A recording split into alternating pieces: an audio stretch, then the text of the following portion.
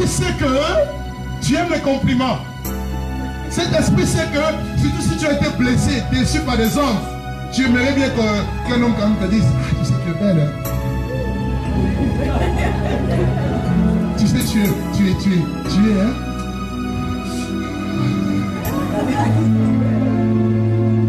Vrai ou faux? Vrai ou faux?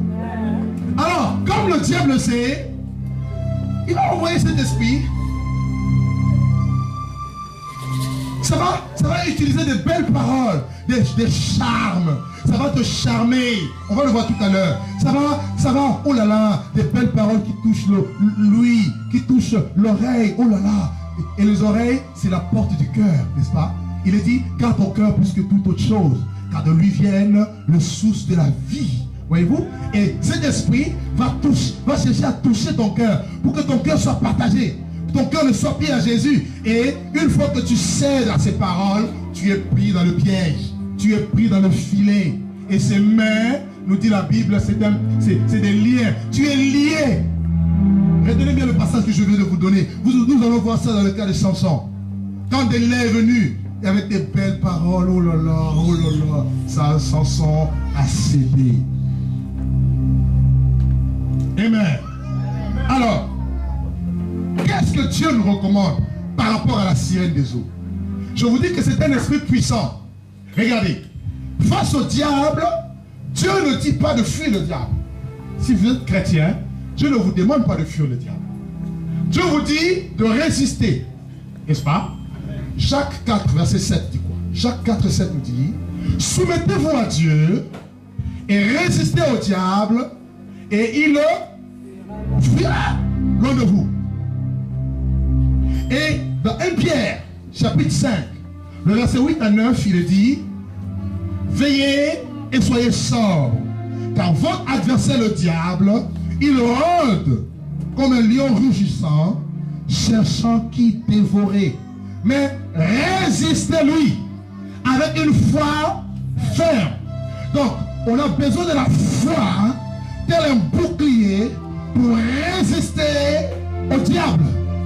Mais par rapport à la sirène des eaux, Dieu ne dit pas résister. Dieu dit... Fais comme ça un peu. Fais comme ça un peu. Je sais pourquoi je vous dis de faire ça. J'ai rencontré un jeune une fois, dit, ah moi je suis trop fort, moi j'ai l'onction, moi.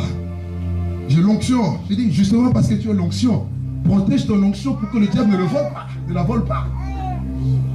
Et devant la sirène, lui, sa spécialité, c'était exhorter les sœurs le soir. Oui, je suis frère Jean-Pierre, je t'exhorte. Tu vois, la Bible dit ça, la Bible dit ça. Et après, ça commence à changer. Tu as quel âge? Et puis, ça commence à changer. Est-ce que tu as déjà connu les hommes dans ta vie?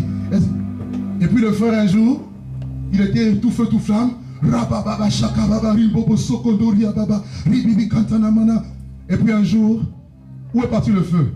Le feu est parti. Comme je dis souvent, il commence avec le feu. Vous n'avez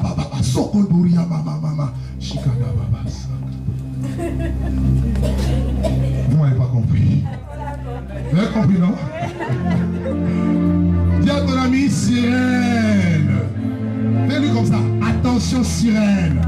Je ne dis pas que la personne est sirène. Mais dis-lui, attention, sirène. Dis-lui, attention, sirène. On va te chasser au nom de Jésus. Oh mon Dieu.